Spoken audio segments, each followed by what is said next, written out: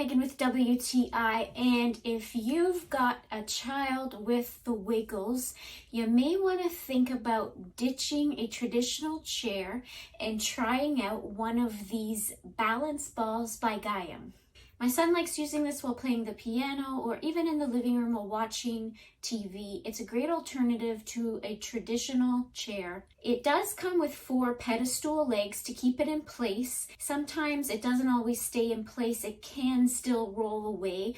But in general, it does tend to stay in place when you place it properly. I could immediately tell the quality of the rubber is really good. It came with its own pump. It was easy to follow the instructions when pumping it up. I actually find it helps with my son's posture. I did notice he sat up straighter, especially when playing his piano. So again, if you're looking for some alternative seating for your child, this one is definitely really sturdy and well made. It's not going to break easily, and that's my point of view.